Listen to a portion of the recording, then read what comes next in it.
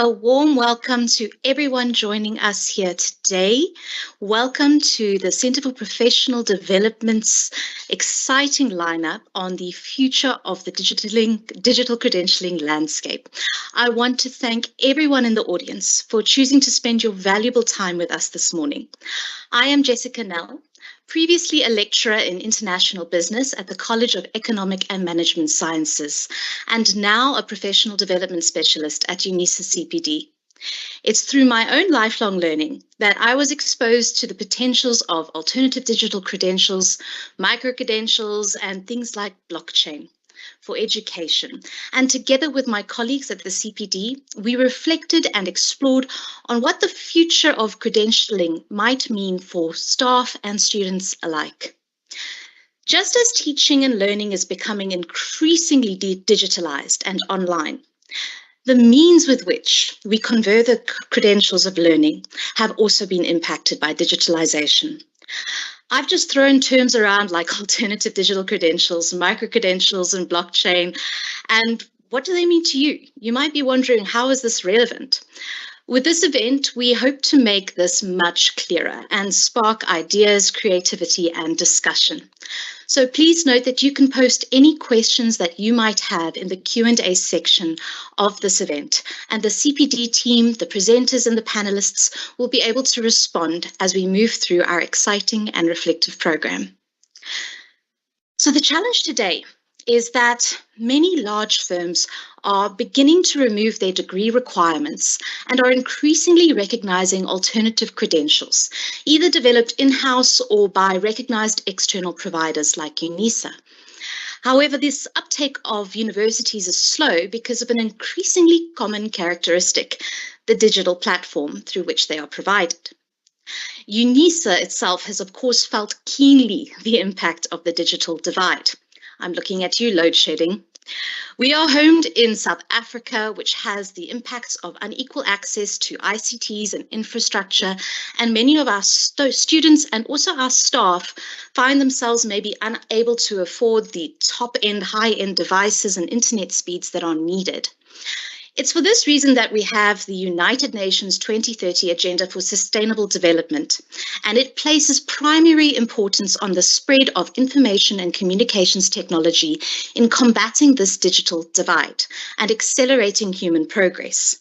It recognizes that the opportunities that digitalization presents cannot be ignored, and failing to capitalize on these technologies may risk us becoming irrelevant in this growing knowledge economy. UNISA has a great role to play. Our institution, given its size and its accessibility and its social justice mandate, can service the space of connecting informal learning with formal, making impactful steps in achieving SDG 4, ensuring inclusive and equitable quality education and promoting lifelong learning opportunities for all. So let's make a small contribution towards this goal through today's event. We will be introducing two international presenters to you who will lead you through the credentialing ecosystem in today's digital environment, recounting from their own experiences abroad and in Africa. We will then introduce to you our panelists who will reflect on the implications of the presentations on professional development, UNISA as an institution, and on higher education in South Africa as a whole. If time allows, we'll also pose some of the questions you've put in the Q&A to our presenters and our panelists before rounding off. So please take advantage of this wonderful opportunity as I introduce our first speaker, Simone Ravioli.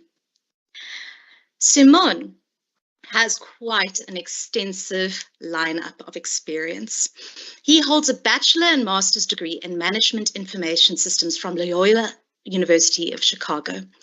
He's a recognized entrepreneurial creative edtech influencer with a cutting-edge portfolio of accomplishments and experience founding and contributing to the adoption of open standards for the digital transformation of academic credentialing.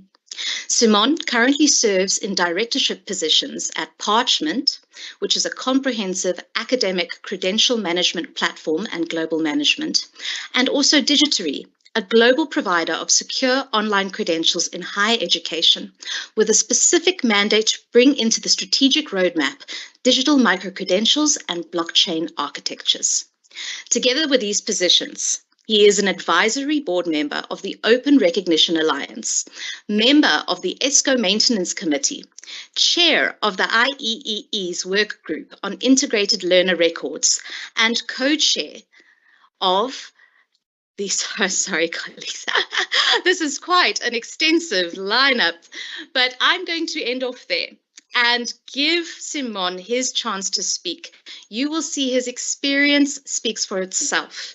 Please welcome Simon Ravioli.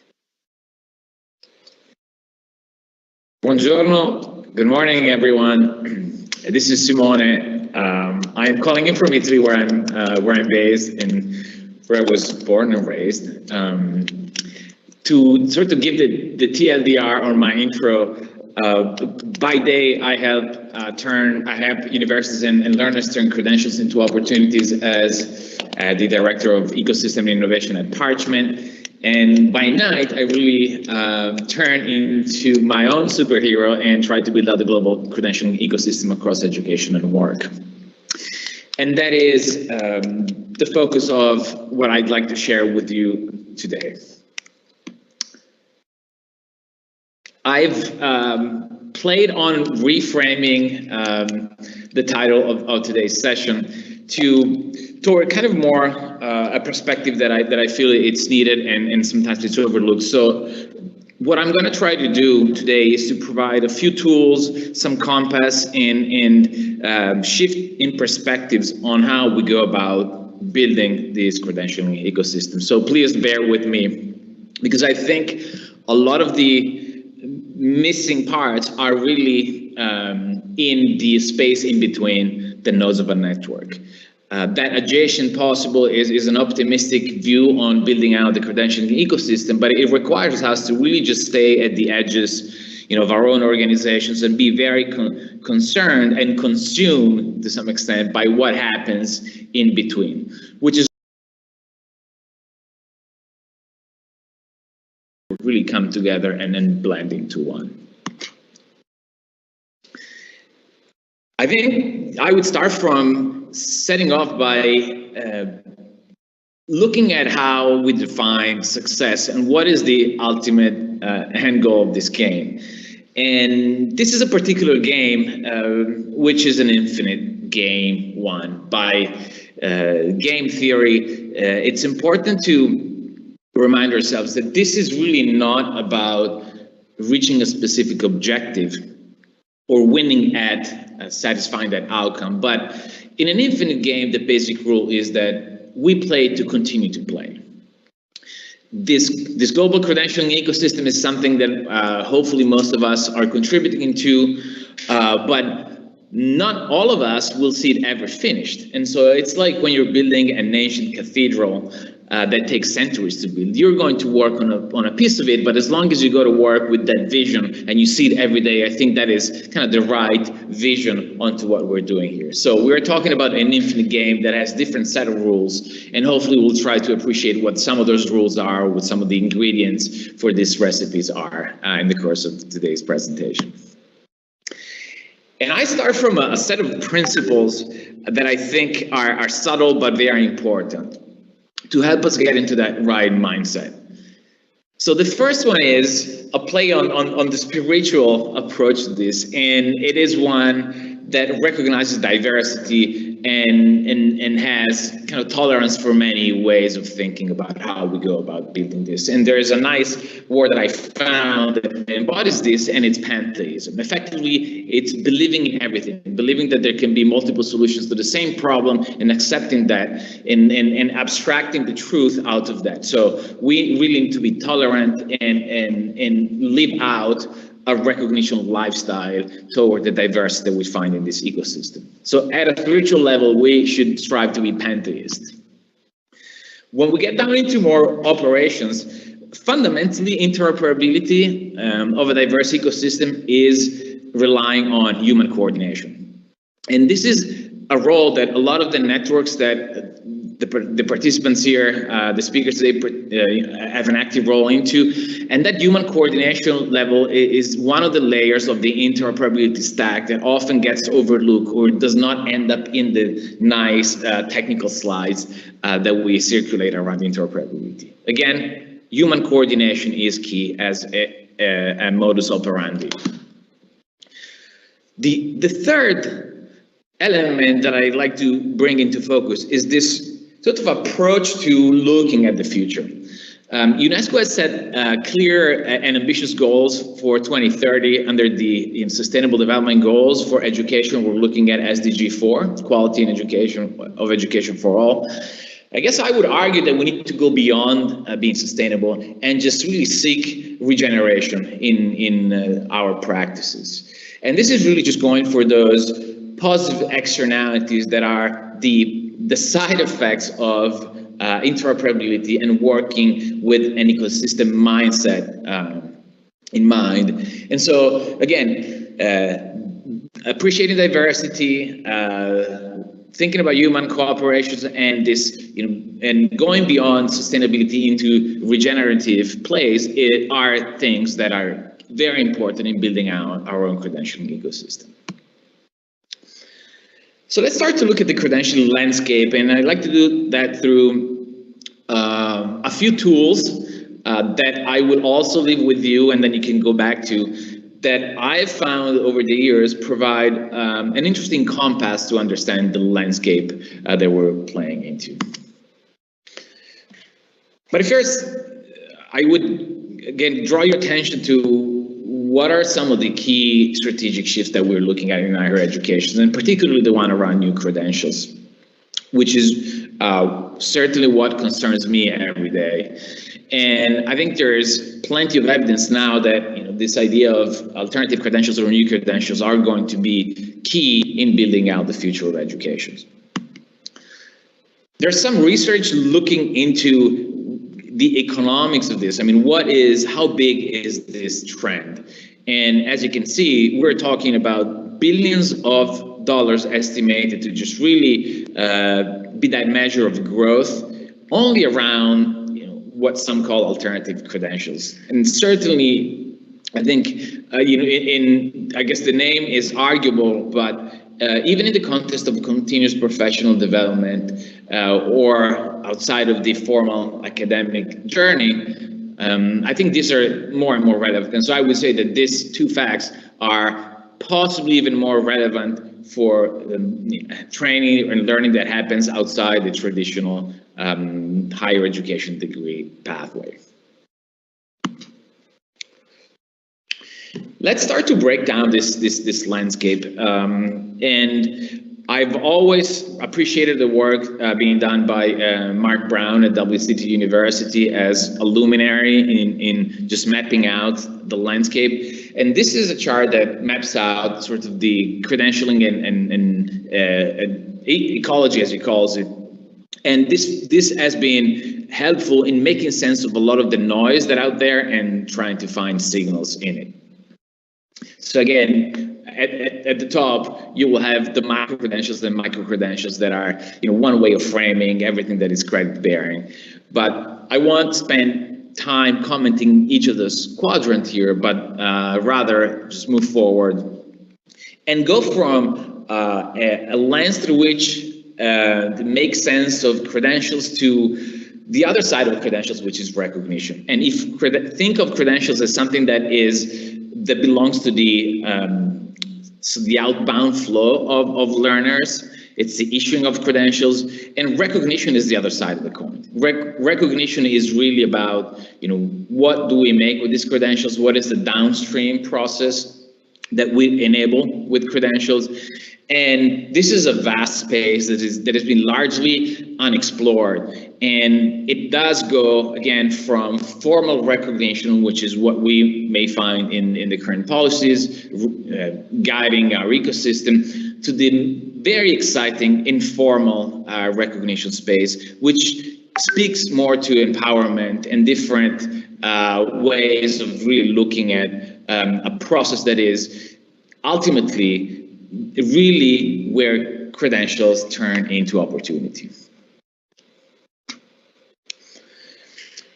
And then another lens is really just look inside a specific credential. And this is a slide that has to be studied and that I would recommend you to go over because it has many dimensions, but at the end of the day, it does a pretty good job at defining what are the overlaps of the different terminologies that we may hear in the ecosystem, from credentials to digital badges, and adding also the more recent verifiable credentials. This has been a very interesting and useful tool to, again, make sense of the ecosystem. And it's something that it's important that I leave with you so that you can go back to.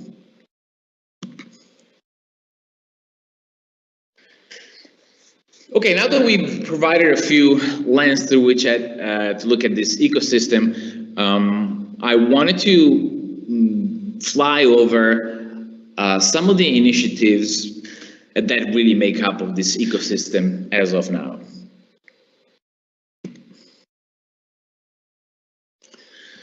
The first one, which is very dear to me, as it is part of what I do by night, as I said in the introduction, is really just building out this global ecosystem through leveraging interoperability. And a way that we go about that is by contributing and adopting open standards. So someone said that God must really like standards if there are too many, and I think that is legit, as in we do not lack standards. We lack adoption of standards, and in fact the issue may be that there is one too many of them. And so even in building out this ecosystem, it is more about mapping out the existing initiatives, and some of them I list here, rather than coming up with new ones. You may have seen comic strips going around where the solution to building to creating interoperability is creating yet another standard. But really, at this stage in building out this ecosystem, these are some of the existing specifications, and the ones that are mostly familiar with people here may be open badges or the more recent verifiable credentials. And these are official technical standards that are stewarded by legit standard development organizations, or SDOs, that exist across regions and have been coming together, at least in the last 10 years, to be able to create crosswalks or mapping between each other in an effort to really be of support instead of being fragmenting. These standards are really useful to build out networks. And for a while, I mean, at least at the beginning of this ecosystem approach, we've seen how regions or nations or aggregates of universities or consortia of universities have come together to build their own networks. And this has been very important and took a long time to come about. But there is, I would keep an optimistic look on what's happening. We have been able to track a number of these nationwide initiatives, and I personally had the privilege to be involved in a couple of them here. And I wanted to just provide a bit of an overview of what's happening across the globe. Europe has been very active, very early on, also thanks to the governance that Europe benefits from. So the European Commission tends to be a steward, or tends to try to herd cats in Europe by mandate, and that has been successful in providing resources to build out networks like the Erasmus Without Papers that mostly deal with credit mobility between universities in Europe. MREX is also an early approach to really just designing learner-centric procedures around exchanging student data. Those are actually working together to support newer European initiatives that may be familiar to you or not. One I would call out is Europass, that leverages these existing networks. Outside of Europe, and in particularly in the Asia Pacific and Canada, two initiatives that I would call out are My Equals, which is the platform through which all the public universities across Australia and New Zealand are coming together as one network, leveraging the same platform and issuing digital credentials. These are digital diplomas and transcripts and all kinds of official academic documents from one platform. Similarly, in Canada, this is an ongoing project to provide the same level of infrastructure across the Canadian provinces through a network called MyCreds that involves all the eventually all the Canadian universities. That is about 270 of them. Worthwhile mentioning are more networks blueprints that start from the bottom up, meaning from the technical infrastructure. And Europe has been really leading some of this work by providing support to build out use cases on what is known as the European Blockchain Service Infrastructure.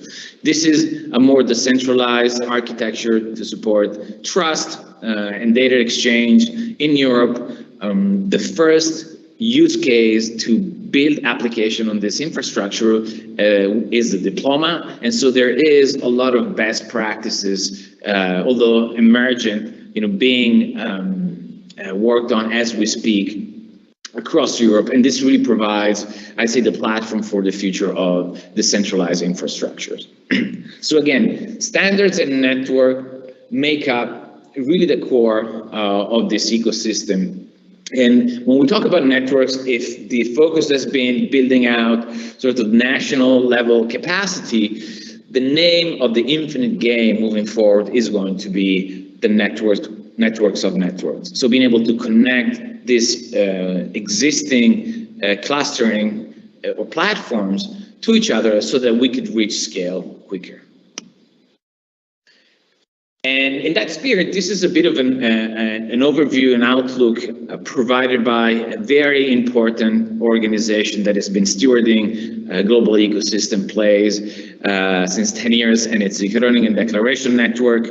The annual meeting just happened last week, and it was a testament to just the next era of building out this credentialing ecosystem, and as I said, focusing both on continuing to provide capacity and inspire and the ambitious projects at national level, but also look at what is already existing and how do we create connectivity between these nodes. And as I said in the beginning, the important part really here is what happens between those nodes. How do we make sure that we can cover the space in between? And as you can appreciate, there are nodes already existing across the globe, and that is positive, certainly, I would say. From now on, I wanted to kind of shift gears a little bit and go in exploring some of the relevant developments that have happened, and I think are pivotal in reading, both in making sense of the past, but also providing, again, another set of tools to look in the future. And one is this Amara's law. Essentially, this says, that we tend to overestimate technology developments in the short term, but underestimate them in the long term. And this is what it looks like mapped in a curve. Again, and it's just a bit of a disalignment between how we as humans think about technology and how it works and it impacts society. But as I said, we feel that we're not getting to where, to meeting the expectations in the beginning, but often we tend to underestimate that in the long run. And there's that inflection point that is marked by important developments. One of them, I would say, are open badges. I've been arguing that open badges are the ancestor of modern recognition technologies, and I'll share why in a second. I do truly believe in the wisdom of our ancestors, and I think probably 10 years from now, we would look back and recognize what I'm about to share. Now, why I think open badges as a form of digital credentials are the original gangsters also of credentialing is because they have magic inside, and this magic comes in the form of metadata that early on in 2012 was already future-proof. And I don't know how familiar you are with badges or metadata, but metadata is the data elements that go inside a credential. And key elements for open badges that do respond to political requirements or to interoperability requirements of today, where having the possibility to express criteria, for a credential, that certainly was in support of transparency. Being able to add evidence supporting claims being made, or, for example, if you completed a project, being able to have inside a credential that is issued to you a link to that final presentation of master thesis. This is evidence, and that creates trust. Additionally, if we look further inside a badge, the notion of credentials being aligned to existing competence, qualifications, or skills frameworks is the support of quality assurance, indeed. And lastly, and very interestingly, as this is an element that is still underutilized to some extent, is the ability to express endorsements. So these open badges, these credentials, once issued, could be endorsed. And this is a very social dynamic that we see in operations every day with the social network. And this is really just a signal of reputation. I mean, being able to understand those credentials in the wild, the ones that are shared, and what is the recognition by the community is very important. And I think reputation is an important layer that we have not really talked about with credentials, but it is credentials are an enabling effect of that. So there's data inside, there's magic inside. On the outside, badges were very skeuomorphic, meaning there is a visual layer that was very appealing to communities, to people outside. Therefore, it made them very popular. To some extent, if you wonder why NFT credentials are becoming a thing, it's because they do touch on that cultural aspect or the expressiveness of credentials. People do want to represent their own identities in a more rich way, and badges certainly came with that. In terms of adoption, badges are probably the most widely adopted type of digital credentialing technology. In 2020, IMS Global, now known as OneNet, counted 41 million badges issued by then. That survey is being rerun as we speak, and I would expect, because of COVID, that number to be double. We'll see that. So there's no other credentialing technologies, outside of PDS, that has been that successful with that level of future-proofing in the design or in the technical specification. Here you go, you see some of the numbers here. And also, badges have been really future-proof. Without getting too technical, the next version of open badges is going to be compliant with a standard set by the World Wide Web Consortium, which is the standard organization that sets the standards for the web, the way we exchange data or how we open up a link.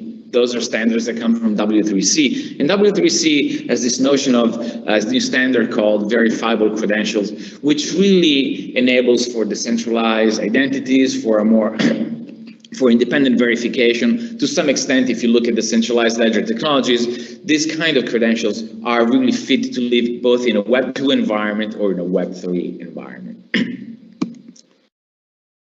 And I share that. I'm happy to share that because as part of my day job, I co-chair the W3C, Verifiable Credentials for Education Task Force, and we spend a lot of time thinking about how do we converge now the ecosystem rather than foster the divergent trajectory, which has been the defining attitude, let's say, up until now. And the other signal and token of recognition, I'd say, is that high-level initiatives like Europass in Europe have formally endorsed open badges as being now part of the ecosystem and have been looking at that particular specification and making it compliant to whatever work they are leading. As I said, badges are becoming more verifiable credentials, and they have always been supportive of learner centricity, which is a core fundamental principles for us here in building out this ecosystem.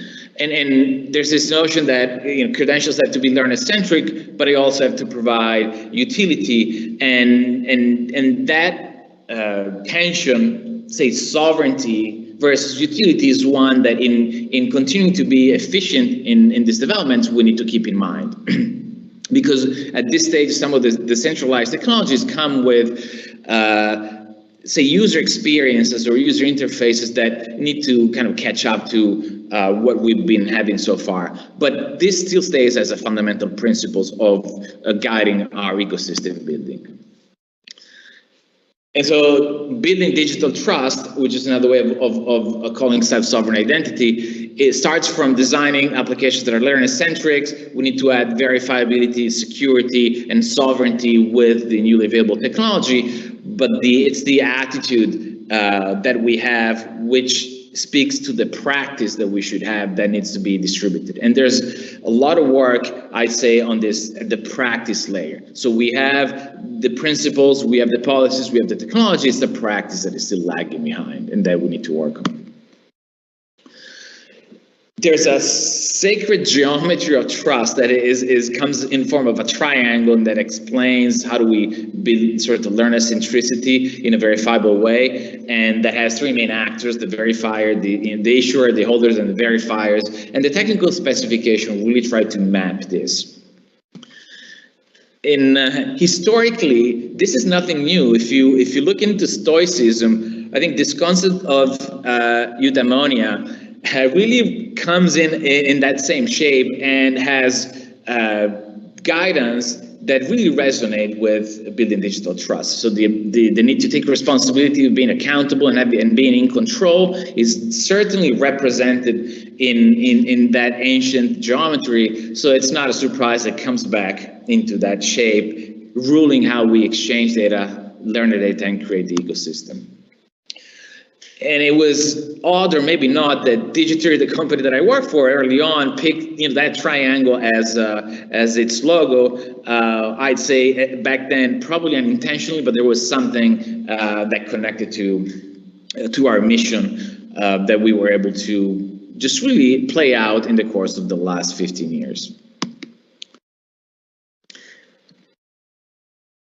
Now, verifiable credentials seem like a new theme or a new technical specification, but really credentials have been verifiable forever. I mean, Digitary started to enter the ecosystem in 2005 with PDFs, but I think we could only imagine there was a time when paper credentials were verifiable credentials. Paper was a technology that provided verification over digital for the longest time. In fact, this digital transformation started with looking at credentials and taking digital credentials where paper credentials were. So I think it's important to recognize that this is going to be a journey over the years, over time. And at every step of this journey, in every era, we will talk about verifiable credentials in a different way. It went from paper to PDF to open badges to verifiable credentials and to blockchain credentials, and all build on top of each other. So this is a journey. Each new iteration of a digital credentials stands on the shoulder of giants in the previous generation. So this is also an act of recognition that we should keep in mind as we look at the ecosystem. Building out an ecosystem doesn't mean that you need to jump or bring everyone on the latest and greatest technology. It means that you need to bring everyone along. And as UNESCO say, it's leave no one behind. And so I think that is an important framing to keep in mind. And very simple, the mental model for approaching a credential technology is that these credentials have to be usable, so easy to issue and receive, useful. They have to unlock opportunities, whether it's getting a job or admitting you into another training program, and they have to be used. And that is probably the most overlooked axis of this mental model. We put a lot of effort in how we produce or issue digital credentials, but how these credentials are being consumed. In other words, the consumption side of the equation is being overlooked traditionally. And so this ecosystem needs to reach out more into those stakeholders that are part of that, the adoption community or the consumption community. You can think of HR departments, or employers or admission officers and so on. So usable, useful, and use is a very simple mental model that I would offer you to use in building out your strategies and also using those as metrics going forward. And this really means adding empowerment to the credentials and leveraging them in a way that builds up over time. And this is, for example, another very simple way of thinking about the progression of where do you start and where you would need to get to. So turning paper into digital form is certainly where most of our journey started, but how do we make sure that those credentials that are used, they communicate more about us and they become actionable, in a machine-to-machine sense. In a way, they streamline employability pathways or enrollment pathways. So this is another way of looking at, of framing a credential innovation path forward. And this is only enabled by working with credentials that typically have two key distinct characteristics. They have to be interoperable and comprehensive, particularly when we look at the future of learning seems to be shaping up. We want to represent all kinds of learning experiences. The long tail of that learning curve has been cannot benefit from having the right technology to be represented, and I think we now have that, and it's very important that we make our credentials comprehensive and interoperable in a digital ecosystem way. I wanted to take this into sort of the next phase of what I'd like to share, which is reflecting on reconciling this lifelong learning journey. It's formal and informal education, and to some extent, this learning renaissance has been enabled by thinking about micro-credentials more recently. And there's a bit of a debate on the definition of micro-credentials across the world, which we will not resolve today, but we'll be able to appreciate a couple of nuances here. And one way of making sense of this again is just looking at it from with this interesting additional lens, which is the Dunning-Kruger effect. Effectively says that every time we have a new technology coming into our landscape, we all become experts. Everyone talks about it, just like this is happening with micro-credentials. And we probably all think that it's just a matter of unbundling our degrees and creating shorter courses. But as we go through time, we realize how little do we know, and we start to lose that confidence. And it's only with time, with research and homework and practice, that we really just pick up on that axis across confidence and competence. And I think very much this is what's happening with micro-credentials. And the streetwise definition, the only attempt that I would want to leave with you is the following. Effectively, the badges to a micro-credential as to the degree, as to the diploma, as to the degree. This was also a definition used in the recent ACRO report in the US, but I think this helps understand the difference between micro-credentials and digital credentials or open badges. So I wanted to share that with you as well. And as we know, the devil is really in the details. A lot of the guidance that is happening around the world, again, which aims at providing frameworks so that we could map and have the ability to equate or compare credentials across the globe, is happening, although it's happening in different ways in different parts of the world as well. So recently the European Union published their own approach to micro-credentials, and they went to the extent of identifying data elements that they would like to see disclosed about a micro-credential opportunity. Now, this guidance is at sort of course catalog. It's upstream when you define a course catalog or you provide the syllabus, but also is what goes downstream and ends up being inside a credential. And there are different kind of similar guidances coming from across the world. So again, we need to be able to reconcile them and map them to each other. That's why frameworks are good, but too many frameworks put us back a step. In a sense, a lot of the things that I've shared so far probably feel like trying to look at things from a slightly different angle and reframing them.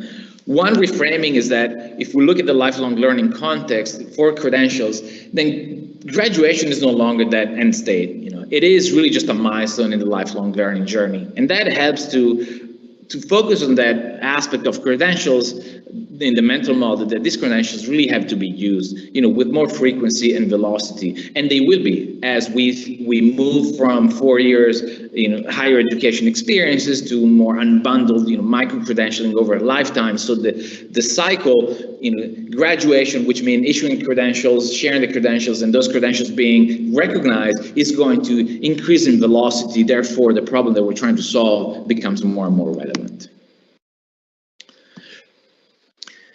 And kind of trying to get to a final stage here, and reflecting on this idea of recognition that I shared in the beginning. For me, is probably the most significant part of credentialing, because it's a downstream effect. Is recognizing a credential that unlocks the opportunities, and is the reason why we issue credentials in the first place. UNESCO has worked on the global recognition for higher education, and that is the North Star that drive the policies there. I certainly liked reading into this convention different ethical principles and as well as guidance. So, recognition is really a moral duty. Some would say it's becoming a human rights, and it's non-recognition that should be the exception. And this is really coming from the text of the global recognition too. So there are some unconventional things about conventions which stack up to build out this global credentialing ecosystem layers. So as we said, the political scaffolding is in place. UNESCO provided a global recognition convention for that. Technology is abundant, not scarce. It's a disruptive enabler, but right now we have the right technologies currently to support those policies. It is really practice that is behind, and this is really bordering the utopia for some. And this means that if we are talking about learner centricity or learner gravitas, we should accept that learners are becoming the center of this ecosystem. Therefore, they become the source of truth, in a sense. So when learners will share with you a digital credentials from their wallet in the future, you should not question that anymore. There's no need to phone home, but you should really recognize them as the proxy of truth, if you will. And so that is really the only way that we leverage that technology that is in place to turn those credentials into opportunities and streamline admission processes or employability pathways. And so this is key, and a point that I cannot stress enough. Centricity, learner centricity and sovereignty comes with practical paradigm shifts that require change management in how we go about doing our business every day. And part of this concept is framed under the principles of open recognition, which is a twist on formal recognition that really recognizes that the power of this act of recognition, to the extent as Axel Honneth has it in his quote, that recognition precedes cognition. It's that superpower that we're all born with and that we have, and therefore is a very sacred element of this whole process and supporting lifelong learning. It is about really identity, and I really reflecting on how you build out ecosystem. I think the identity needs to shift from feeling that we're part of an organization to we are part of a wider ecosystem. There's probably no better ancestral wisdom to share with you, and it's nothing new for you, but it is for the rest of the world, as Ubuntu. I am because we are. That resetting of identity in playing the infinite game of ecosystem is key. You are my colleagues. I work for one of these organizations that is a participant, but it's that additional principle that I would probably put next to the ones that I used to open up this conversation. And I would encourage you to really live up to that wisdom that is native of your land, and use that as a framing in how you go about building on your own pathways in this wider global credentialing ecosystem. And this kind of drives it home. It's a way of thinking about not just that infinite game, but beyond. This nice symbol that I found, it's an artistic expression by an Italian architect to represent that Ubuntu principle. He calls it a third paradise, but it's an extension of the infinite symbol, where in the middle you have us, and on the two sides you have myself and you. And so I felt that was, if I were to use this, maybe the new sacred geometry of ecosystem building, or a logo that we could use to frame and possibly guide our efforts in building out this global credentialing ecosystem in the future. And that is what I wanted to share with you today. So I'm going to stop sharing and hand it back to our wonderful moderator. Thank you very much, everyone.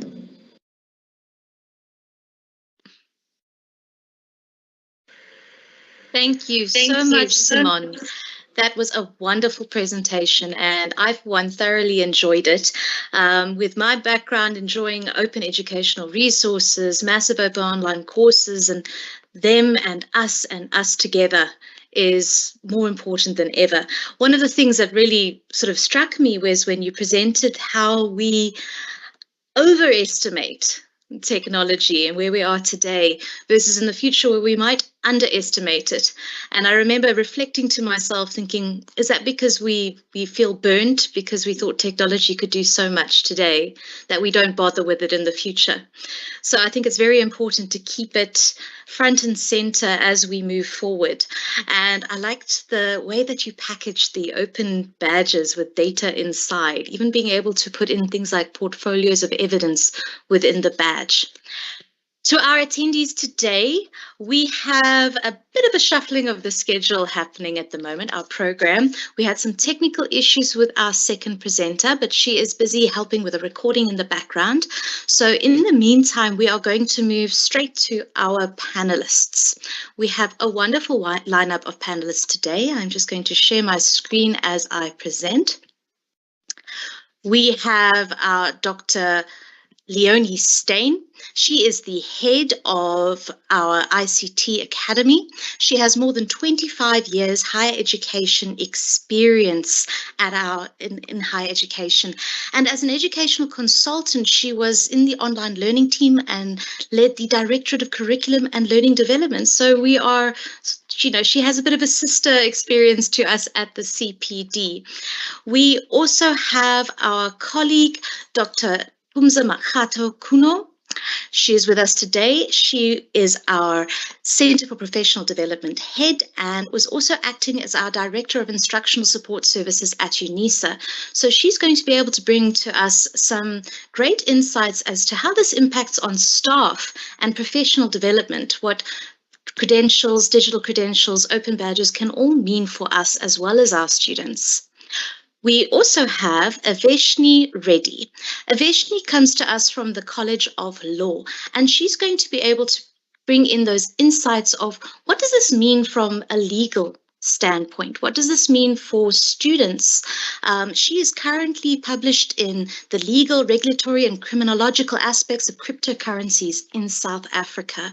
So welcome, Aveshni. And then also with us today, sorry, my my slides are going a little bit crazy. We also have our Dr. James Kivi.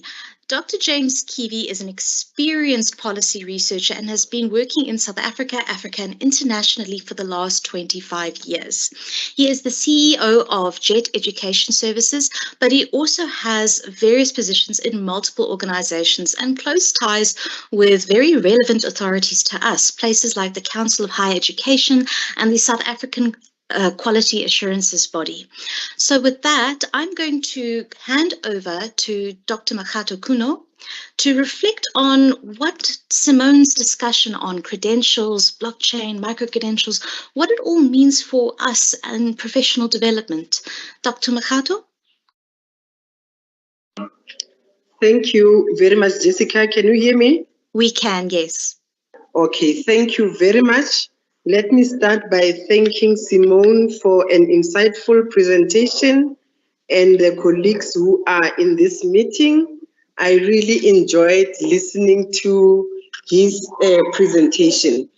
I think, Jessica, mostly it would be from my side to Simone, it would be questions because we are all new to this concept of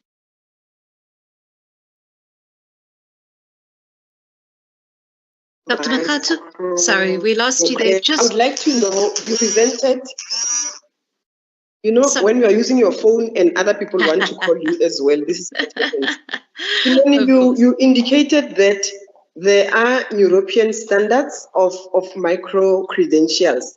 I would like to know that as a university in South Africa, the Center for Professional Development, if somewhere we decide, or our university, not only even the center, we decide that we would like to use the micro-credentials.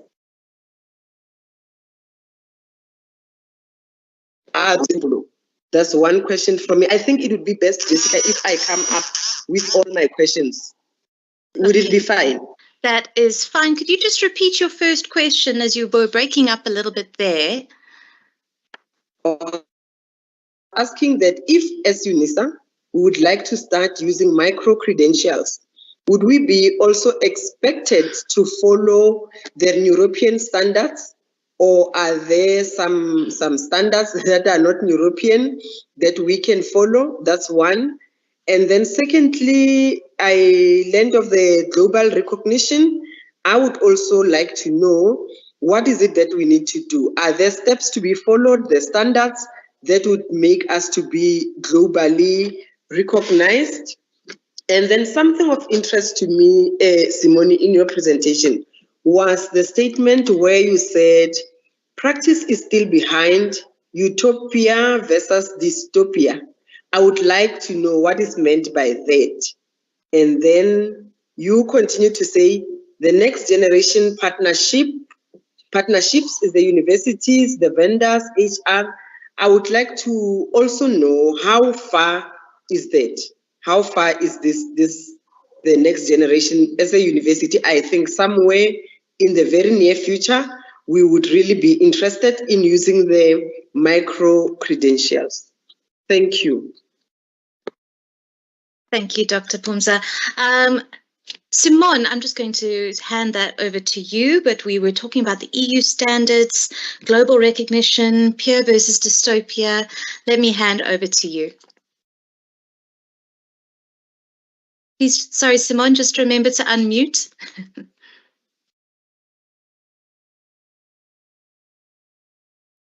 Simone, can you unmute your microphone?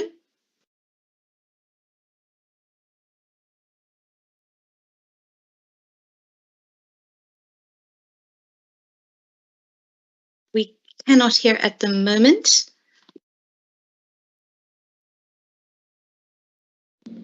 There we go. Hang on a sec. There we go. There we go. You are unmuted, Simone. Please go ahead. Apologies. Can you hear me now? Yes, we can. Sign. Yes, we can. Thank you. So guidance provided around micro-credential comes in two ways. One is in Europe, for example, an agreement across Europe that all type of micro-credential learning experiences should be described in a standard way. And there are, for example, 12 data elements or pieces of information that the European Commission is suggesting, that should be the standard. So you could take that as a guidance, even if you're not in Europe, because that is going to be what a lot of learning organizations are going to use. But I've been doing work to map similar guidance coming from different regions. For example, in Australia, there is a micro-credentialing framework that does the same, suggests a number of data elements that should go in describing a micro-credential. And there is a lot of overlap, but some gaps. So by all means, I'm happy to share, by the way, this resource, and so you can decide whether you want to follow guidance from Europe, Canada, Australia, and so on. That could be a tool. We are all going to work in making sure that there is mapping, and so if you decided to look at the European framework, that still kind of transfers into or is recognized by others. The other, when we talk about standards, the other is more technical question. What kind of digital credentialing standard you use to issue your academic certifications or training certifications, as open badges, verifiable credentials, blockchain-based credentials, digitally signed PDFs? That's up to you, and there's a range of possibilities. I think the important part is that all these credentialing types, technical credentialing types, do have structured data inside, and what we're working on at the interoperability layer is making sure that the applications that use that data are able to read inside a credential. So again, I'm happy to share what I had there and circulate it around. That was the first question around standards and micro credentials. There were a few more, but Jessica, I would kind of leave it to you to decide whether we want to go into them or not now. Yes, we can have a look at the second one, which was on Dr. Phumza Makgato-Kuno was interested in the global recognition side of things, how to become globally recognized, and also the steps and standards that you've come across with when it comes to global recognition. So UNESCO has been very intentional about building this policy framework around recognition. Now, this is a framework that really speaks to higher education, to formal education formal recognition in higher education. And so this global recognition has been broken down in regional conventions, which are agreements of different regions: Latin America, Asia Pacific, Europe. I think there is one being worked in South Africa. I think SACWA would be the right place where to go and look for that guidance, that says effectively that a bachelor is a bachelor is a bachelor. So what are the mechanics that we put in place so that we support student mobility, so that recognition is the default state, and unless there is substantial evidence that there's differences in the qualifications, then recognition should lean toward being automatic. Right? There's work there, but the political scaffolding is in place and is known at the global level as the UNESCO Global Recognition Convention, in short. So there is a documentation there and a whole site that UNESCO does a great job at explaining that. So that is the political layer. Thank you so much, Simon. Dr. Makgato-Kuno, I'm going to go to our next panelist, and then there's still a bit of time. We're going to come back to your additional questions that you had as well. So, colleagues, we also have with us today Aveshni Reddy, and Aveshni comes from the College of Law, as I discussed earlier. Aveshni, as you've listened to Simon's discussion and his presentation, what really stood out for you? What do you think is very important that UNISANS and higher education in South Africa should consider if embarking on this space?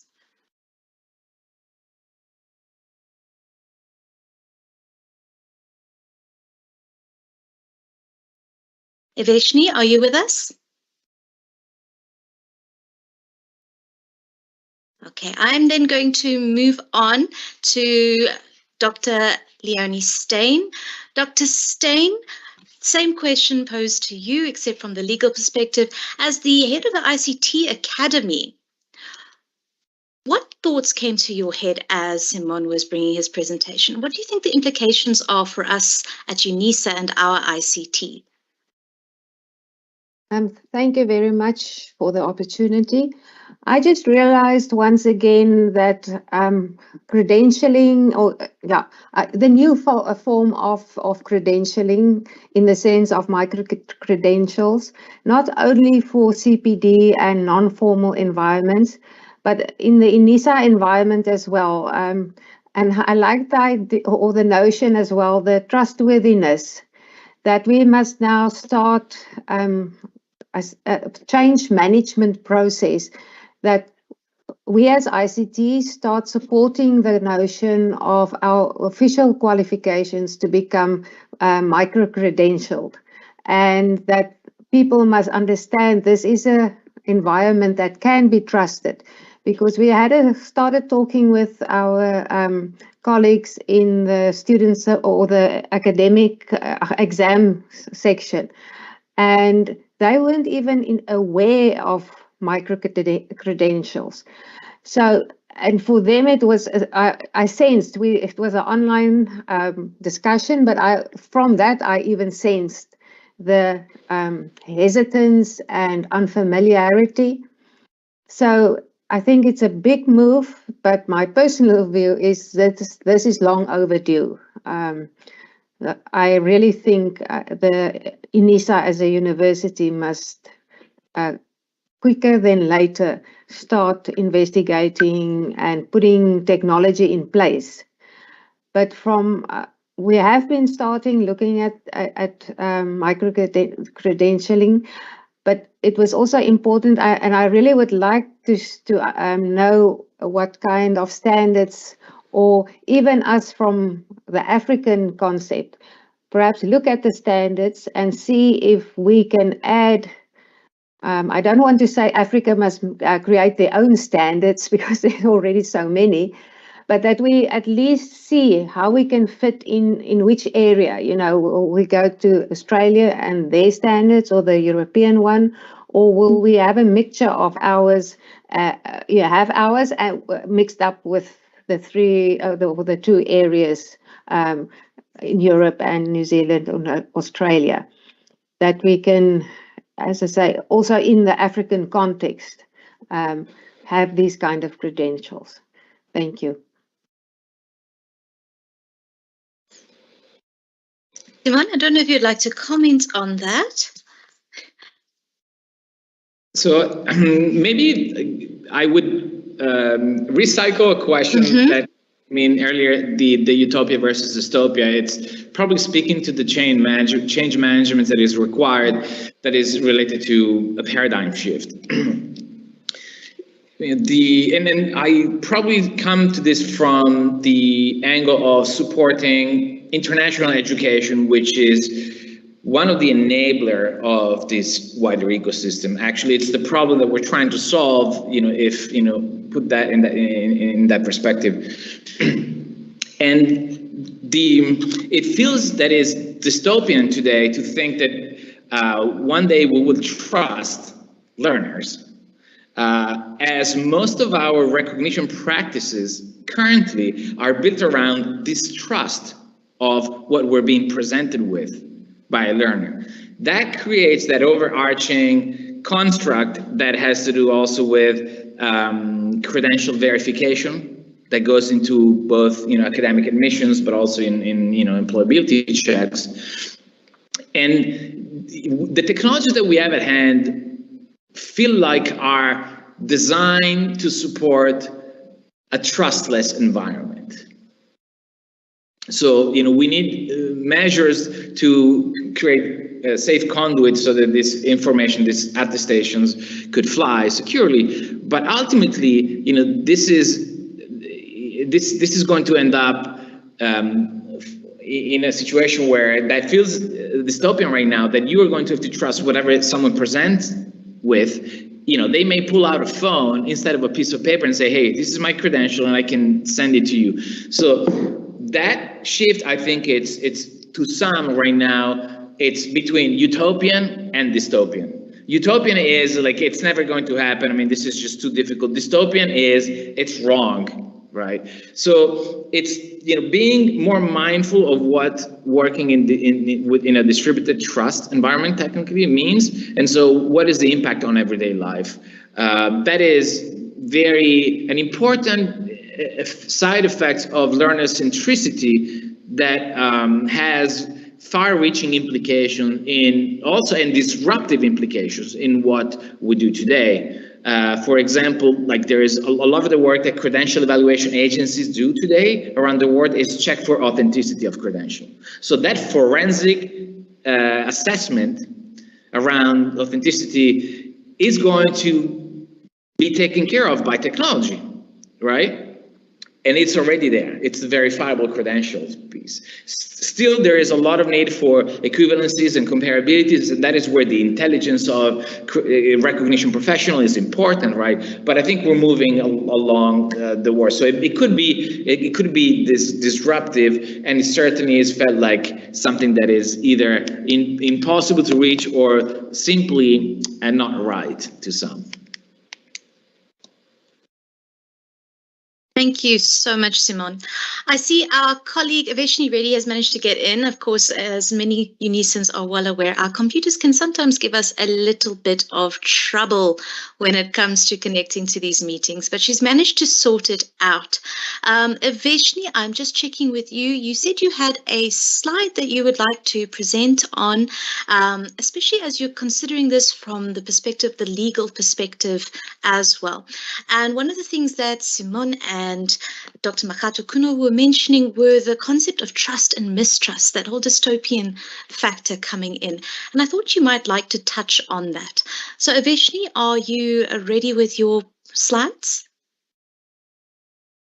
Hi, Jessica. Thank you. I am just trying to share.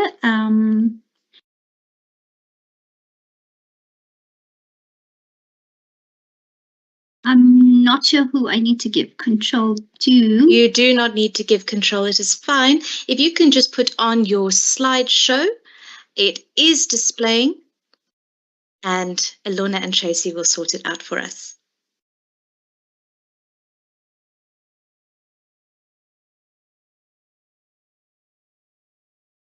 Sorry, Jess, is it showing? It is showing. Yes, it is showing. If you could just put it on slideshow, please. Sure. Let me get there.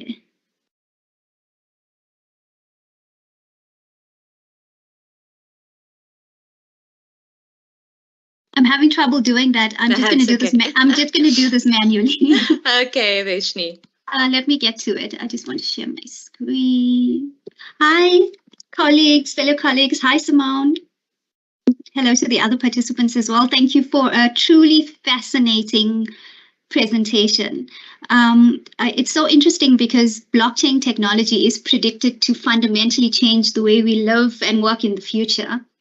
So as with all technologies, I think it's important to sort of assess some of the legal risks or legal aspects, some of the regulatory aspects, and of course the criminogenic aspects. So these technologies their potential rather can be fully realized and thus maximized. I would like to share a slide. Okay, so is it showing? I can't see anything on the screen, so I'm not sure. It is showing. We can see your blue slide, digital credentialing and blockchain technology. Okay, so I'm going to go to these slides. Okay, can everybody still hear me? Yes, we can. Perfect. So as regards to the legal aspects, an interesting thing that's come up recently, and I think this extends to the digital age in general, is the right to privacy and information privacy in particular.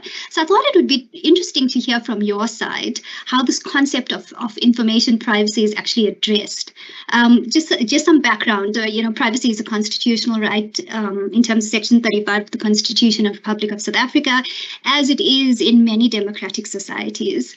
So what I would like to know is, how does your organization balance the right to privacy with transparency? And of course, this would be dependent on the type of blockchain that's used. Public blockchains offer more transparency, whereas private blockchains don't. So that would be one question with regards to the legal aspects, balancing the right to privacy with transparency. And then moving on to the regulatory aspects, you mentioned some points regarding this, but that would apply to the EU. In South Africa, the collection, use and disclosure of personal information is regulated under what we refer to as the Protection of Personal Information Act. And what I found is this act is sort of problematic in terms of digital credentialing using the blockchain in two ways. So the first regards the storage and retention of information. The Act, according to the Act, we can only keep information for a limited time. And this is in line with the right to be forgotten, which of course reinforces the right to privacy. And the second aspect is the updating of personal information, and this is obviously done to ensure accuracy. And then Section 24(1) of the POPI Act allows a data subject on request to have information corrected, deleted, or destroyed. It's my understanding that information on the blockchain can be added, but cannot be corrected or changed. So I would like to know, how can confidentiality, integrity, and availability of access to this information be ensured, or what are some of the measures that you use? As regards the criminogenic aspects, there's two issues. One is credential fraud, which you've already touched on. And just to say that obviously this is not an issue with the technology itself, but more the human factor. You did mention the issue of trust. I wouldn't say an issue, rather, I called it an aspect. Trust, which is very interesting. And you spoke about how we need to trust the information that the user or the client, I'm not sure what's the correct terminology. Is it user, student, client? I think it's just going to be safe to use the term user.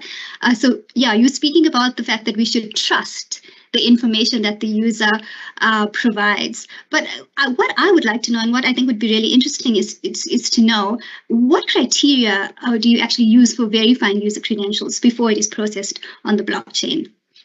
And then, of course, the other criminogenic aspect would be data breaches, which is common in South Africa and globally, as is the issue of credential fraud in general. And one of the key issues with data breaches is that it could, eventually lead to identity theft. And I would like to know, if a data breach does occur, who is then liable? Because as I understand, blockchain technologies or distributed ledger technologies are decentralized by design. So no one entity is accountable. Therefore, where does accountability lie? Who is accountable? So yes, I think that sums it up. Thank you. Thank you very, very much, Aveshni. And I think one of the questions you are asking about what criteria are used for verifying the blockchain, and who's responsible. Simon and myself had a discussion previously, and I was coming from a very similar place as yourself. And he really made it very, very clear to me that there's different types of verification that go on. So I'm just going to hand over to Simon. I just want to make sure that you are able to, if one of my colleagues in the producer section could please unmute Simon. I see he's been muted. And I'm just going to hand that over to you, Simon, especially to explain in your own words the difference between blockchain and other means of verification.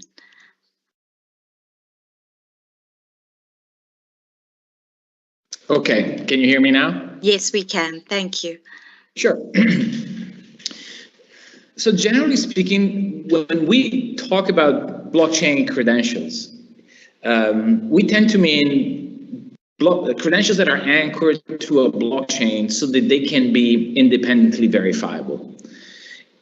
Independently verifiable from the platform that issued that credential in the beginning. So independent verification on the blockchain is one way you could verify a credential independently. There are, a couple of existing ways to verify credentials that are what we use currently today, and I'd like to share them. So just going back in time, paper credentials, would be verified by bringing them in person. There's a forensic analysis that goes into making sure that these are not fraudulent or being tampered with. This is stuff like, trying to fake your passport or your credentials was a thing. So that verification required a lot of human processing.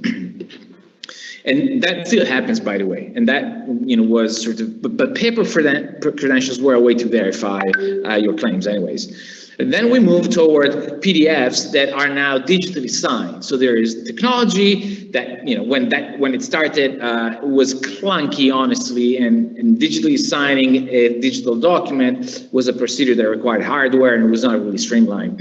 And so, but by all means, that is a way that we still want to verify digital credentials, especially high stakes credentials where you need to have electronic seals that are legally binding. There are some kind of digital signatures that are that are the standard, right? So you need, some sort of very, these are called e-seals particularly, so digital signatures in PDFs. And then we have the most popular way of verifying credentials, which is a hosted verification. It means that I issue a credential to you that is in fact a link to a web page. And so that link, when open, triggers a verification program in the background that can check whether that credential is still valid, for example. It has not expired. This is how open badges work and how your LinkedIn links do work. So if you have ever been issued at open badges and you feel like you're opening up a link on the web browser and you just see a web page, really there is a verification engine that goes in the background. The problem with that is that if the issuing platform goes out of business, that credential will not verify anymore. So blockchain really introduced this new way of verification, which is independent of the issuing platform. It supports principles of self-sovereignty, of control, of owning your data, right? That is what blockchain credentials really, additionally brought into the picture. But I want to kind of connect to the privacy issue here that was mentioned at the beginning. There are existing privacy regulations across regions that haven't really resolved the how blockchain would play in a decentralized ecosystem. For example, in GDPR in Europe, anchoring a credential to a blockchain, which means that you're storing a digital footprint of that credential, not the full visual and data, just a digital footprint known as hash on the blockchain. GDPR says that that hash, that digital footprint, although it's a string of numbers, can be connected back to your personal information. So you cannot have personally identifiable information on a blockchain. Therefore, there is a clash, of policy and technology here. And that is the reason why even the European blockchain service infrastructure in Europe is not suggesting that we anchor credentials on a blockchain because you would run into GDPR issue. Rather, they use blockchain to hold or to support registries of trusted issuers, meaning accredited universities or institutions, for example. So there's a nuance there that touches the privacy regulations that has to do with the independent verification. Aveshni, would you like to explore what Simone has said?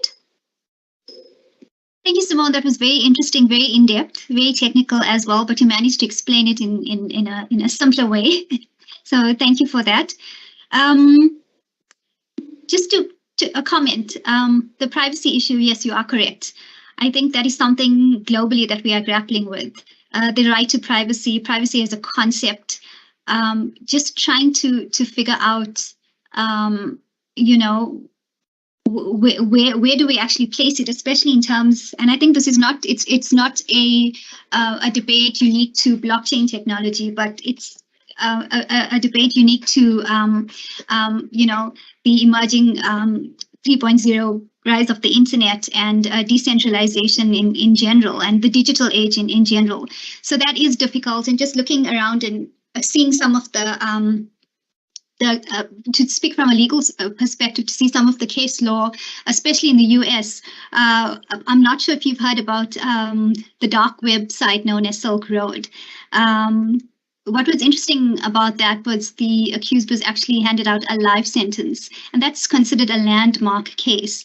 And although not directly related to digital credentialing, it's just the idea that he ran for several years, he ran dark market on a website known as, or the dark market known as Silk Road, using the Tor technology, which is sorry, I cannot pronounce the word. It escapes me right now. I'll get to it. But the interesting point is that there's divergent views on what exactly privacy means in the digital age and how private is information. And even though our constitution talks about the fact that the right to privacy is limited, there's a lot of more research that needs to go into privacy, and I predict that privacy is going to be a central aspect as regards blockchain technology and the digital age, because it's so important. It has to do with people's information, and it's personal identifiable information. So it would be interesting to see how future discussions evolve in that space. So thank you so much. If I just may add a quick comment that that opens up, hope, right, in a sense. So why decentralized systems, that provide for additional control or user centricity, gravitas, and sovereignty are there, they don't all necessarily require a blockchain, right? So we're talking about information that goes on-chain, that is public and immutable, and information that lives in a decentralized network, still controlled by the user, but it's off-chain. And it's that sort of balance between on-chain data and off-chain data that is the center of the debate today. Blockchains are evolving in privacy, with privacy-preserving mechanisms that are more flexible, that allow for data minimization or for selective disclosure. You could just verify a specific claim without sharing your personal information. This is the case typically of, imagine you walk into a bar in the US and they card you, they read your name, last name, date of birth and address, while they just need to know that you're over 18. So there are ways known as, zero knowledge technologies in the blockchain world that help, with solving for those privacy constraints. And so I think there is hope. It's a very vibrant space with a lot of emerging technologies in attempt. But there is that, until we have even that legal litigation outcomes that set precedents, I think we're missing that too. So we have the policies and technology, but have not had enough of that litigation or resolutions happen that could provide just precedents and path forward. Thank you. Absolutely. I think in the absence of legal precedents, that's where the difficulty comes in. So it's very interesting. Another interesting point I'd like to add that to the legal aspect is that a lot of research has found that when it comes to the criminal justice sector, judges and prosecutors, they have limited knowledge.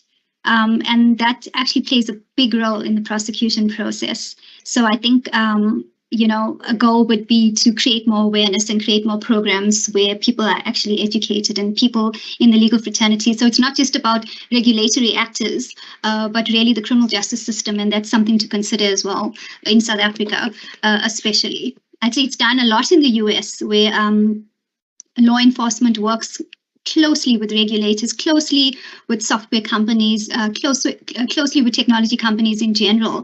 They create this sort of working group where information is shared, and that's done a lot less here in South Africa. So that's something to consider. Thank you so much, Simone. Thank you. And thank you both to Simone and Aveshni. That was really an interesting discussion. And I wondered, as you were discussing the protecting of the credentials, who is responsible for what? My mind was turning to Dr. James Kivi, and he has great expertise in qualifications, mapping qualifications. He just recently published a mapping study on qualifications for the African Union Commission. So, Dr. Kivi, what are your feelings, your thoughts on what the impacts are for micro-credentials, digital credentials, blockchain on the South African higher education sector and Africa as well? Thanks, Jessica, and good morning to everybody. I think listening to our discussion today, I think we underestimate what South Africa is doing in this space. South Africa is very involved in digital credentialing and discussions on the continent, in our own country, and of course internationally. As recent as last week, we had a whole delegation at the Groningen Declaration Network. Simone spoke about this a bit earlier. So I'm going to just briefly just talk a little bit about a few concepts, if you can see my slide, and then also ask a question or two. So if you can maybe share my slide, just shout if it's showing. It is visible, yes. Thank you. Okay, good, great. So this is a slide that just briefly shows you some of the concepts we use, particularly in our context in South Africa, but also internationally. Now, there's a lot of debates about these. Simon spoke about standards and about, I think, God liking standards. I think he's got a really good point there. So I'm just going to add to that a little bit. But this is a little bit from a South African perspective, so I thought it might be helpful for the audience that's on the call today. So, you know, looking from left to right, there's a lot of terminology that links to the recognition. And recognition of what, you might ask. So generally in this kind of discourse, we talk about the recognition of knowledge, skills, and competencies. Some countries use different domains, but these are the three common domains that are used on the African continent, also in Europe. These competencies can be grouped together in a learning program, in a curriculum, or a qualification. And we can also talk about credentials. So a little bit of what Simone spoke about a little bit earlier as well. Got a lot of terminology floating about. And I think it's really important that we get some clarity as we move forward as a country as well when we talk about credentials. So in my view, a credential is more than a qualification. A credential can also capture a designation, for example, a license to practice, like a lawyer. We've just had a lawyer speaking to us, or an accountant, or a medical professional, or a teacher. But the key thing we're seeing happening internationally at the moment is that learning outcomes, that little green box at the bottom, gives us the ability to have this conversation we're having today. Learning outcomes get used to describe knowledge, skills, and competencies, whether they're in a learning program, in a curriculum, in a qualification, or a credential. And what's helpful about learning outcomes, they can be codified. And when we can codify these different competencies and knowledges and skills, we can start talking about digitizing them and having some interoperability across how they digitize. So at the bottom of my slide, I've got three concepts that I think are important. Some of them came out already today. Let me start with the one in the middle, data privacy. We can't talk about credentialing if we don't talk about data privacy in today's world. Simone spoke about the GDPR in Europe. Of course, in South Africa, we've got POPIA, which is an equivalent of the GDPR, but for South Africa. And the question I would put to us as an audience today is, POPIA caught up with credentialing in the learning space? We see South Africa leading the financial space when it comes to these new technologies, but not so much in terms of the learning spaces. Another concept that's important is the common taxonomies. Simone spoke about standards. I would just add a little bit to that as taxonomies. You know, when we talk about Bloom's taxonomy, for example, those of us that work in education would know Bloom's taxonomy backwards. But there are also taxonomies for skills and competencies that help us to codify skills and competencies. And then interoperability. Simone also spoke about this briefly, but there are different layers of interoperability, and the layer of interoperability that's really important for the space we're talking about today is called semantic interoperability. This is not only face value interoperability, but interoperability at the level where actually the standards and descriptions are able to compare with each other across countries and across different parts of the world.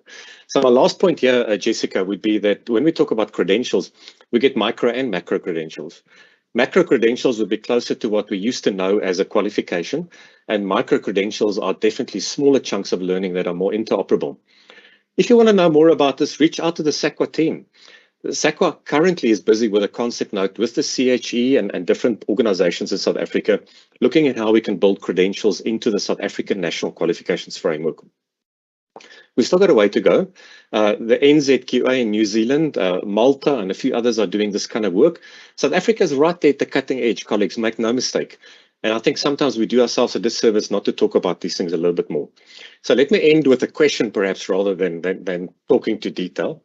This is a slide that's perhaps got a bit too much detail on, but what I want to flag on the slide, and maybe a question to Simone and others, what forms of governance do we talk about when we talk about micro-credentials and credentialing? Because credentialing is now taking off.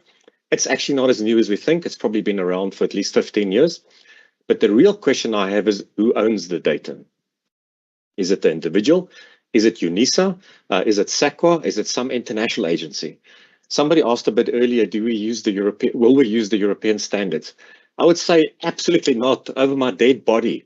Really, guys, we can be more innovative than that, right? We don't have to just use Northern standards. There's a lot of interesting stuff happening in Africa.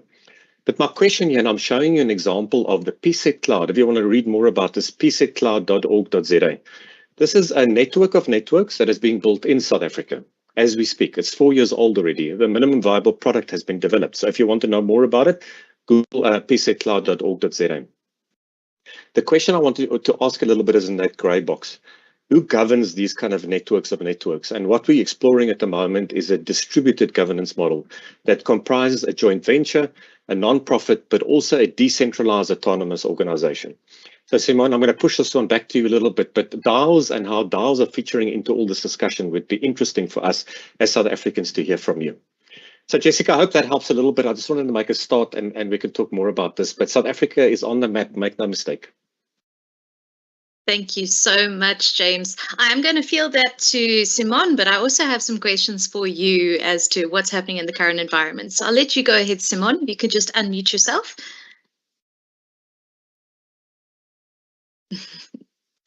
Not yet. Just click on your mic in the top right. I don't think we can. You should be able to unmute yourself. The fun parts of tech. Do our producers have the ability to unmute our participants?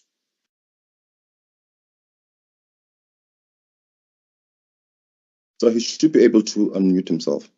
Okay, Simon, can you press Control-Shift-M on your keyboard? Nothing. Why are we suddenly having some difficulties? Okay, what I'm going to do is I'm going to pose my questions to James. And Alona, if you could just assist Simon in the background there for me, please. James, you were mentioning about different types of taxonomies, including our very favorite Bloom's. Well, I do know that there are many more out there as well. But you were mentioning there are different types of taxonomies for skills and competencies. And that immediately brought to mind for me the concept of future skills, especially in lifelong learning, and how industry is leaning more and more towards those future skills. I've come across a very interesting McKinsey future skills framework as well. And I wanted to ask you, what types of taxonomies are being used in our higher education space for skills and competencies? I think there are a couple, and it's good you're connecting the dots, Jessica. I think that's a nice McKinsey report to look at in terms of what's happening. Another taxonomy that we work with quite often is called the Solar Taxonomy, just to give you another example. And there are others, SOLO. Just Google it and you'll find the Solar Taxonomy. But, you know, my main response to your question would be the National Qualifications Framework level descriptors is a taxonomy that has assisted us for the last 25 years to understand kind of scaffolding when it comes to knowledge, skills, and competencies. Those level descriptors are currently being reviewed. So UNISA will be involved through the CHE and through other bodies. And because this is really, it's about, I think we need to reboot. We need to reboot and future-proof what we've been doing for the last 20, 25 years. So interesting space. Very much so, because I was also thinking, as you're saying, we're reviewing that, we are looking at it again. My thoughts also turn to RPL, recognition of prior learning, and how we can take informal credentials that they're not always digital and bring that into the digital space as well. But I do see Simon is here and he is unmuted. Simon, please, you are welcome to go ahead. It wasn't that I was going to say something to be censored, but I'm sorry, Teams crashed on me. James represented a very important fact. I mean, South Africa has been part of this global discourse from the very beginning, dating back 10 years ago. And so their contribution has been part of the collective intelligence that has taken us to a different stage of this ecosystem building effort. And that is probably the inflection point that I showed in the Amara's law. So a lot of the work went unnoticed. So staying under the linear curve means that it feels like this is not going to work. So you work on something for a long time and people don't see the effect of it. But when you hit that inflection point, that is when you underestimate the real power of it. And so James in SAQA in South Africa has really been part of just working in the shadow, to build up for this acceleration and inflection point. Now, that said, I also would like to pick on something that James said around interoperability. And we tend to focus a lot recently, at least with the emerging technologies that we are surrounded by, say blockchain, on the interoperability that brings that verifiability and the trust framework, right? But let's assume that we sort out, the fact that you as an admission officer or employer could trust that a credential comes from me and it's verifiable, okay? I think ultimately what the problem that we have not solved is that semantic interoperability. So like if I have access to the information inside a credential and I know that I can trust it, how do I let my machine read that code? How do I use that data to trigger, streamlining processes around skills matching or skills recommendations? That promise of interop really is inside semantic interoperability. And if we think that, achieving interop at the outer layer, meaning, how do we add that trust? I mean, the semantic layer is way more difficult, is way more articulated, and that is where the taxonomies that James was referencing are incredibly important, especially if, and this is kind of a suggestion, are published as linked data, meaning those taxonomy are also usable by credentialing platform, by digital credentials. They can reference the description of a competence, for example, that would be updated by a different system, but can be referenced. That adds quality, that adds sustainability and resiliency of the system that we're building today. One example, again, this comes from Europe, but there's sort of one in North America, is ESCO, which is a European Skills, Competence, and Occupation taxonomy or framework.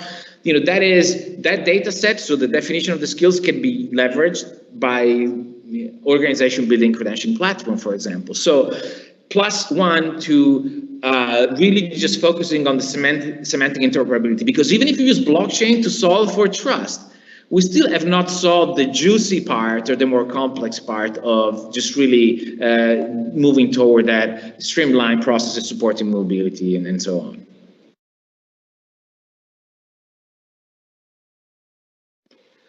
Thank you. Okay, I'm just going to check in with our other panelists. As we've been discussing this, has anything jumped out to you that you would like to jump in on? Especially now that we're touching on the SAQA, what's happening in higher education in South Africa. Dr. Leonie Steyn, I'm going to check in with you first.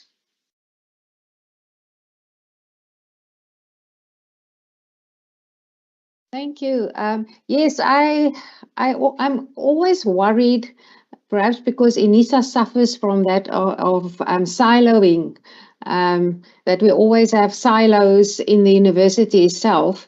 And perhaps because we are now at the beginning of credentialing, perhaps we should now, as INISA, reach out more to people, the two panelists we have, or the presenters, and talk to them and, to get other people's experience and information on how we as INISA can join, and also perhaps skip one or two difficult areas that the real trendsetters went through, but now they've learned, and that we can pick up from them after 2, 3, 4 leaps, that they ironed out some problems. So I think we should, as INISA group, perhaps reach out and see what we can learn to get our credentialing started at INISA. Thanks. Indeed, very important. And Aveshni? Thank you, Jess. My comment rather was similar to Dr. Steyn's, the issue of collaboration and just getting to know what's happening out there and forming these sort of collaborations will be very important. Very, very true. And this is something that I've also mentioned previously, is I think for UNISA to step into this space, considering the impact that we have with near to 400,000 students and growing, and our future as the African university, we do need to really step into the space of alternative digital credentials and micro-credentials, maybe blockchain, we'll see that down the line, but we need to form partnerships with people like Dr. Kivi, with Simone, with Irene, who unfortunately was unable to step in today, and really explore what it is what can be done. And I know that at the Center for Professional Development, we want to really start exploring these concepts within in-house as it is. And I wanted to get some feelings from Dr. Makato Kuno and also my panelists here today when it comes to a space that I didn't really hear discussed as much in today's presentations. And that was the concept of openness. I did mention before how interested I was in the open access movement. Now, where do you see that sort of informal digital learning that you would see in massive open online courses, maybe organizations' own teachings? How would that be fed in to a recognition of a qualification, for example? I'll start with James, and then I'm going to go to Simone. Thanks, Jessica. I think MOOCs and open learning is 10, 15 years ago. I think what we're talking about today has taken over the whole MOOC movement, and I think we need to get our heads around the open standards and open access, and with that, the whole thing about the individual as the center. So what we're seeing happening with these new systems, whether you want to call them open or not, is that the learner now all of a sudden owns his or her own data, not the university, not the government, and can also, as Simone explained earlier, share parts of that information as the learner would want to.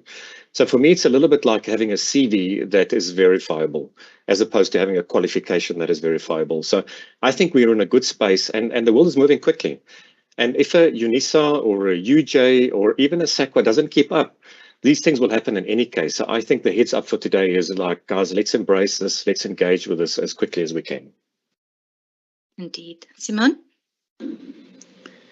Well, in terms of feeling that you need to catch up, I think it was an old African proverb that said the best time to plant a tree was 20 years ago. The second best time is now.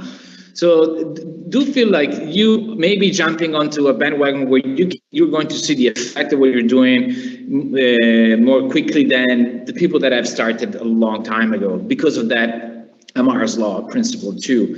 And there is quite different approaches that you can take to engage with this. Certainly, becoming part of a regional consortium. The GDN, the Groningen Declaration Network, has sort of a pivotal, already is well rooted in South Africa. So I recommend that you look into that and try to engage with it. Because I think that the very nature of or mission that you have, or the target, is really just very much aligned with this next era of learning, or this renaissance of learning, which was seeded by MOOCs, by the way. Sometimes I joke saying, and this is my arguable, that micro-credentials are MOOCs being rebranded so higher education could accept it without admitting that they were wrong. But it's the nature of its evolution. So there was something there, right, that turned into something else, and yet there is a connection. So it's not saying yes to micro-credentials, no to MOOCs. In terms of open learning, that was a massive open move that happened to us. And so that recognition that everything that has happened plays is very important. And recognition should not just be formal or a thing that you do.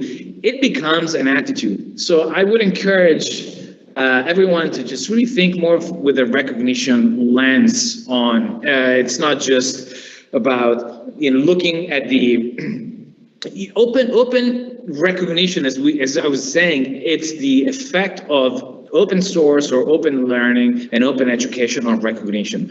So more and more, I think we need to disrupt this fixed notion of formal recognition, that's the only thing that counts, to there's informal recognition that happens very different ways. If you look at peer-to-peer learnings, cohort-based learning, which is a thing, right now, the recognition there is more community-based. It comes from your peers. It may even be self-assessed initially and recognized by a community. There are some fundamental principles there that are also emergent and interesting to observe in the Web3 space, around way more decentralized autonomous organization are neither decentralized, nor autonomous, nor they are organization. I mean, I'm just playing, but they do come with this different way of building communities and working together that is very informal. They leverage credentialing, nano credentials, they call them tokens, right? But those are mechanics that help build communities that provide incentives that support gamification. I mean, those are very subtle principles of good pedagogy that happens online. So there is something to be learned from these emerging communities, and a lot of it has to do with informal recognition and how can we manifest it, and how can that become relevant, downstream when you try to make a decision. So, in other words, it's not just the formal PhD or graduate degree that you have, is everything else that you're able to represent with digital credentials that is going to be very important. And lastly, I'd say this. The reason why UNISA is best placed to just engage now is because if we look at learners, we talk about learner centricity and sovereignty. I mean, the face of learners is changing. We're no longer looking at traditional learners, even in higher education. So that lifelong learning journey is made up by people that are in, higher ed, people that are working. In fact, in terms of the time, lifetime, you're going to be spending more time going from one company to another than from one university to another. And the lines are blurred. So it's learner workers mobility, if you will. It's learner workers and refugees mobility. I think your focus that comes from, professional development, if I'm correct, is in that space, that sort of informal, non-formal space that needs to be recognized because it's super relevant to turn those credentials into opportunities. And you've been quicker than academia very often in intercepting the needs of the market and designing for that. And so I think it's the right timing, as that old proverb said, to really engage with this conversation in the future. Indeed, indeed. Thank you so much, Simon and Dr. Kivi. Colleagues, I am going to round off today's session, and I just want to round it off by saying, yes, we would love to be collaborating with yourself, Simon, with Dr. Kivi as well, at UNISA with the Center for Professional Development, as we explore this as much ahead of time as we possibly can, as we plant our seeds now, even if we might be a little bit behind everybody else. So with that, I would like to say thank you, Simon. Thank you, Irene. Unfortunately, we were unable to hear from you, but we will be doing a follow-up just to really present a bit of a case study on this blockchain micro-credentials, credentials being applied in the African continent. So I think our attendees here today can look forward to that. There will be a follow-up. We cannot afford not to hear from her experiences. And then to our panelists, Aveshni Reddy, to Dr. Pumza Makato-Kuno, to Dr. Leonie Stein, and of course, Dr. Kivi, thank you so much for your very important contributions. I think it really helped to contextualize the discussion for everyone here today. And with that, thank you. Enjoy the rest of your afternoon and go well. Sawubona. Grazie. Grazie Jessica, grazie James, and grazie everyone.